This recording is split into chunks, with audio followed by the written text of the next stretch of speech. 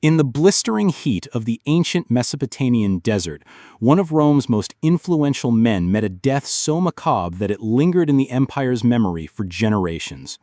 Marcus Licinius Crassus, the wealthiest man in Rome, had amassed his riches through the suffering of countless others, only to find that unchecked greed ultimately became his own executioner.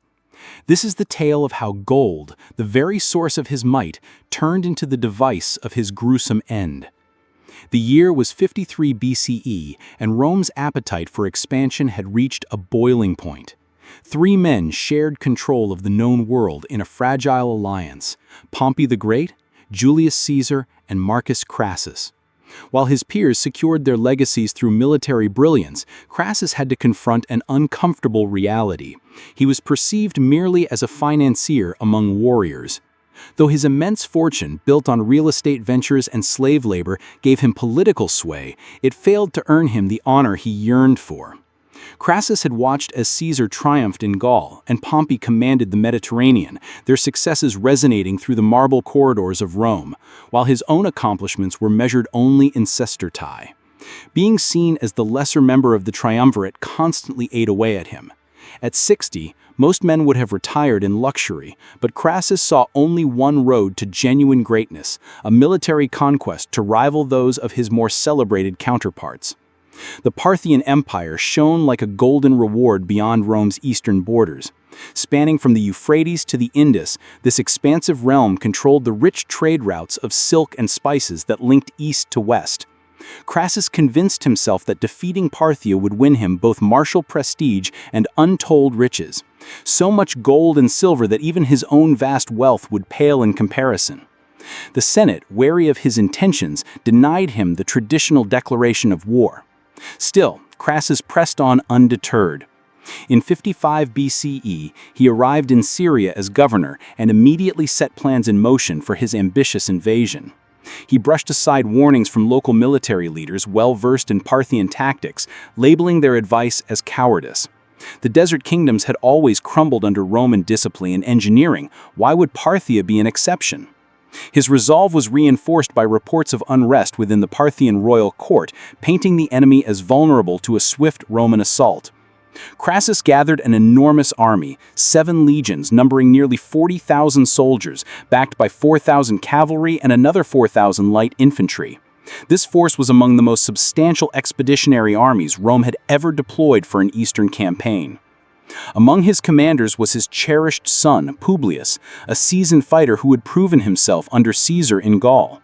The presence of his son further fueled Crassus's ambition. This campaign, he believed, would cement a legacy of military honor. The offensive began in the spring of 53 BCE, with Roman troops crossing the Euphrates at Zeugma. Initial progress seemed to support Crassus's confidence. Local settlements either capitulated without resistance or were swiftly taken through Roman siege tactics. The flat terrain of Mesopotamia appeared perfectly suited for Rome's heavy infantry formations, and early intelligence hinted that King Orodes II of Parthia was preoccupied with internal rebellions, leaving the borders poorly defended. Yet these early victories were part of a deliberate Parthian maneuver. Surena, the youthful Parthian general, was intentionally luring the Romans deeper into the desert, farther from their supply lines, and into a landscape that favored Parthian cavalry rather than Roman foot soldiers. The minor engagements that took place were tactical withdrawals, designed to inflate Crassus's confidence while exhausting his legions through relentless desert marches. As the Roman army pushed further into the heart of Mesopotamia, the true nature of their adversaries began to unfold. The Parthians were not the disordered savages Roman narratives had suggested, but a formidable and sophisticated force with deep experience in the region's harsh terrain. Their military was centered around mobility and ranged warfare. Heavily armored cataphracts for powerful charges and nimble horse archers capable of striking from afar while staying beyond the reach of Roman weapons. Surena's strategy exploited every shortcoming in Roman military doctrine. While Rome relied on close formation battles and engineering prowess, the Parthians prioritized speed and adaptability. While Romans anticipated set-piece engagements with clear objectives, Parthians opted for attrition and harassment. Most importantly, while Romans assumed their opponents would eventually commit to decisive battle, the Parthians were content to avoid direct conflict while slowly draining their enemy's strength through constant ambushes. Their psychological tactics were equally refined. Parthian scouts would appear on distant hills, visible just long enough to unsettle the Roman troops, then disappear before any pursuit could be organized. Supply trains were ambushed by unseen enemies who attacked without warning, then vanished into the desert. Rest was rare, as soldiers reported strange sounds and movements in the night, leaving the entire army worn down and on edge. Crassus began to understand that Rome's traditional methods were failing in the face of this unconventional warfare. His heavy infantry, invincible in European woodlands or coastal plains, suffered in the heat against the terrain and against tactics they had never encountered. The cavalry he had brought was inadequate for the kind of swift, maneuver-based fighting now required, and his supply lines grew increasingly vulnerable to Parthian attacks that seemed to come from everywhere and nowhere. The decisive moment unfolded at Carrhae, a modest city in northern Mesopotamia, where Crassus chose to establish his defense.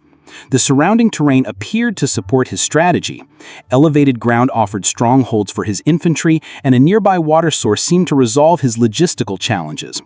Intelligence indicated that Surena's main force was drawing near, promising the conclusive battle Crassus believed would justify his entire mission and assert Rome's dominance once and for all. The Battle of Carrhae commenced at sunrise on June 9, 53 BCE, with Roman troops deployed in their customary formation. Heavy infantry stationed at the center, cavalry units flanking each side, and light infantry forming a screen around the core. Crassus took position in the center himself, while his son Publius led the cavalry on the right flank. The arrangement appeared formidable in the early morning glow, with standards raised and armor gleaming, showcasing the mightiest war machine the ancient world had produced. Surena's arrival revealed the full sophistication of Parthian warfare. Instead of a standard army layout, the Romans faced something unprecedented, a cavalry-only force that moved seamlessly across the desert floor like a single fluid entity. The Parthian cataphracts, clad entirely in shining scale armor, formed the core, while thousands of mounted archers flowed around them like a tide, creating an ever-changing battlefield that left Roman commanders unable to anticipate or counter their moves. The clash began with an overwhelming Parthian arrow storm that darkened the skies above the Roman ranks. Unlike former foes who ran out of ammunition quickly, the Parthians employed a system of mobile resupply caravans that ensured their archers never ran short. Roman shields built to repel spears and blades were ineffective against the ceaseless hail of arrows that pounded them for hours, steadily wearing down both morale and combat effectiveness. Eager to distinguish himself, Publius Crassus made the disastrous choice to break formation and charge directly at the Parthian center with his cavalry. This decision aligned perfectly with Surena's battle plan. The cataphracts absorbed the initial assault, while horse archers encircled the isolated Roman cavalry. Separated from the main force and surrounded by enemies attacking from every angle, Publius's troops were methodically annihilated. Within sight of his devastated father and the rest of the Roman host, the horrific image of his son's severed head bobbing above enemy lines destroyed whatever resolve Crassus had left. The self-assured general who had crossed the Euphrates months earlier was now a shattered figure, barely capable of issuing coherent commands. Roman cohesion began to crumble as the harsh reality set in. They were isolated deep in enemy land, harried by a foe who struck at will and remained out of reach. Water was scarce. The number of dead and wounded grew faster than they could be cared for. Every effort to escape led to more losses. What once looked like an open path to glory now felt like a trap with no way out. As night descended, Crassus attempted to lead a retreat towards the nearby city of Carrhae, hoping the urban environment would blunt the effectiveness of Parthian cavalry. But the withdrawal devolved into a panic as exhausted Roman soldiers cast aside their gear and abandoned formation in a frantic bid for safety. Thousands were slaughtered during the disorganized night retreat, while many others collapsed from heat and exhaustion, left behind by comrades too drained to help. What remained of Rome's once great eastern expedition staggered into Carrhae at dawn, having lost nearly half of its numbers in a single day's fighting. The proud legions that had once marched confidently across the Euphrates had become a desperate horde, stripped of their banners, their spirit broken, and their general overwhelmed with sorrow and the scale of his defeat. Crassus had indeed secured the decisive clash he had sought, but the outcome was utterly catastrophic. Instead of launching an immediate siege, Surenna chose to display Parthian clemency by proposing talks. He dispatched envoys under truce flags, inviting Crassus to a meeting between leaders to arrange terms for a Roman withdrawal. The offer appeared reasonable. Both sides had endured losses, and the Parthians had clearly demonstrated Rome's vulnerabilities. For Crassus, desperate to extract some salvageable result, it presented a glimmer of hope. Perhaps some of his troops could still be saved. A meeting was scheduled on neutral ground between the two camps, with both commanders accompanied by small entourages. Despite objections from subordinates who suspected foul play, Crassus accepted the invitation. His urgent desire to end the disaster overcame his military instincts. He clung to the belief that a dignified resolution was still possible, that his great gamble hadn't ended in total ruin for Rome and disgrace for himself. Accounts differ among ancient writers as to what exactly occurred next, but the result was unambiguous. Violence broke out at the meeting, with Parthian soldiers overwhelming the Roman party. Whether the attack was a calculated betrayal or the product of tension and mistrust, Crassus ended up a captive of the very man who had obliterated his army and slain his son. The wealthiest citizen of Rome was now fully at the mercy of those who had every reason to loathe what he stood for. Surenna's handling of his prisoner revealed just how deeply the Parthians resented Roman imperialism. This wasn't just a defeated opponent to be swiftly ransomed or executed. Crassus embodied everything the Parthians despised about Roman expansionism. His incursion was a blatant act of aggression, driven solely by greed and ambition, carried out with no regard for Parthian sovereignty or the countless lives that would be sacrificed for his personal ambition. The choice to execute Crassus in a way that reflected both his personality and transgressions conveyed not only Parthian justice, but also their skillful use of symbolism. In a society that prized honor and judged a man's worth by deeds rather than riches, Crassus epitomized everything despicable about Roman ideals. His death had to deliver a message, not only to Rome, but to any future aggressors who might misjudge Parthian lands as easy targets. The execution method was both efficient and symbolically charged. Molten gold, the very metal that had dominated Crassus's life and spurred his doomed campaign, would become the tool of his demise. Parthian artisans brought gold to a molten state, forming a liquid that could sear flesh while representing deeper meaning. The man who had revered gold above all else would confront its true essence, radiant yet lethal, treasured yet ultimately fatal. The execution occurred before a gathering of Parthian elites and captured Roman troops, serving as both legal sentence and public spectacle. Crassus was brought to his knees while Parthian guards held his mouth agape, denying him any last words or appeals. The molten gold was poured with deliberate slowness, maximizing his suffering and ensuring the moment would resonate for ages across the ancient world. The physical torment defied comprehension.